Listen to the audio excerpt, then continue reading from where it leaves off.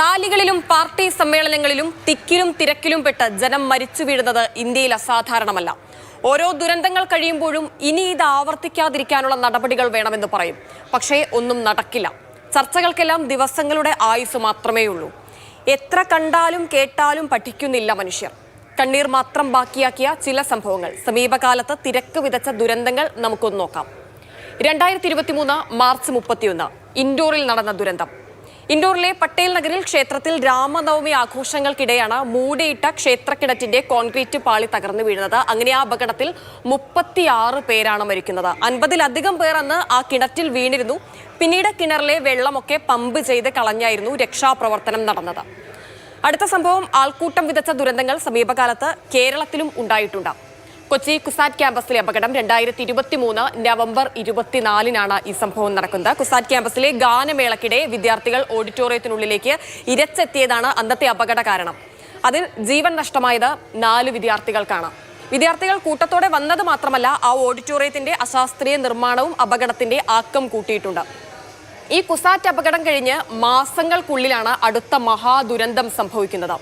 ഹാത്രസ് ദുരന്തം 2024 ജൂലൈ 2 സംഭവം നടക്കുന്നത്. ഭോലെ ബാബ എന്ന ആൾ ദൈവത്തിന്റെ സത്സംഗിനിടെയാണ് ഈ അപകടമുണ്ടായത്. പരിപാടി കഴിഞ്ഞ് ഭോലെ ബാബയെ കാണാൻ ആളുകൾ തിരക്ക് കൂട്ടിയപ്പോഴാണ് അതിൽപ്പെട്ട് കുറെ മനുഷ്യർക്ക് ജീവൻ നഷ്ടമാകുന്നത്. 120 മരണമാണ് അന്ന് സംഭവിച്ചത്. അതിലധികവും സ്ത്രീകളായിരുന്നു. അടുത്ത അപകടം സംഭവിക്കുന്നത് 2024 ഡിസംബർ 4 പുഷ്പ 2 സിനിമയുടെ റിലീസിനിടെയാണ് ഈ അപകടം സംഭവിക്കുന്നത്. അല്ലു അർജുൻ സർപ്രൈസായി തിയേറ്ററിലേക്ക് വരികയാണ്. ആരാധകരെല്ലാവരും ചുറ്റും കൂടി. ആദ്യത്തെ ഷോ എന്ന് പറയുമ്പോൾ തന്നെ കൂടുതലും അല്ലു ഫാൻസ് ആയിരിക്കും അതിലുണ്ടാവുക. കുറെ മനുഷ്യർ അല്ലു അർജുനെ കാണാൻ വേണ്ടി തിക്കും തിരക്കും കൂട്ടി വന്ന് ആ തിക്കിലും തിരക്കിലും പെട്ട് വീണു. അതിലൊരു സ്ത്രീ മരിച്ചു. നിരവധി പേർക്ക് പരിക്കും പറ്റി.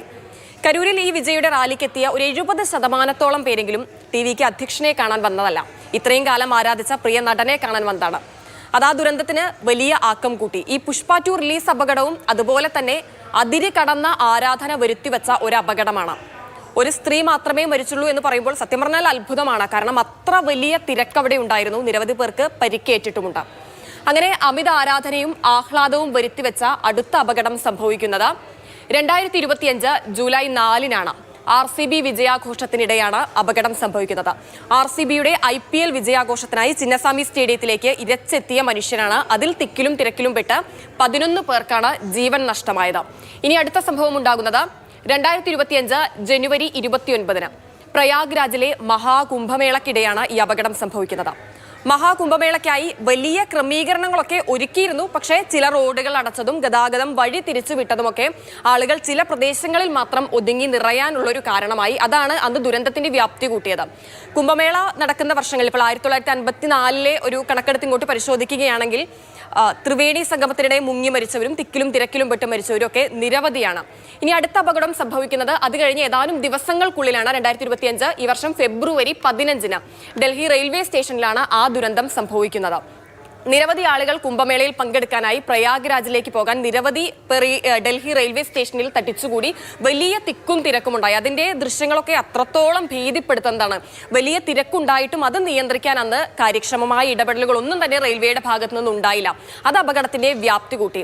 അങ്ങനെ ഈ ദുരന്തത്തിൽ ഏറ്റവും ഒടുവിലായപ്പോൾ കരൂർ ദുരന്തം കൂടി കൂട്ടിച്ചേർക്കേണ്ടി വരികയാണ്. മാനദണ്ഡങ്ങൾ പാലിക്കാതെ അങ്ങേയറ്റം അനാസ്ഥയോടെ നടന്ന TVKയുടെ പരിപാടിയാണ് ഇപ്പോഴത്തെ ദുരന്തത്തിന് കാരണമായിരിക്കുന്നത്. ആരാധകരുടെ സ്നേഹത്തിനും വോട്ടിനും ഒക്കെ വില കൽപ്പിക്കാം, പക്ഷെ അതിന് മാത്രം വില കൽപ്പിച്ചാൽ പോരാ. അവരുടെ ജീവന് കൂടി വില കൽപ്പിക്കണം. വലിയ അപകടമുണ്ടാക്കുന്ന രീതിയിൽ റാലികൾ നടത്തുന്നവരെ തടയാൻ നിയമ സംവിധാനവും കർശനമായി ഉണർന്ന് പ്രവർത്തിക്കുക തന്നെ വേണം. ഇനി ദുരന്തങ്ങൾ ആവർത്തിക്കില്ലെന്ന് ഉറപ്പുവരുത്താൻ സർക്കാരിനും സമൂഹത്തിനും നമുക്ക് ഓരോരുത്തർക്കും ഒരുപോലെ ബാധ്യതയുണ്ട്.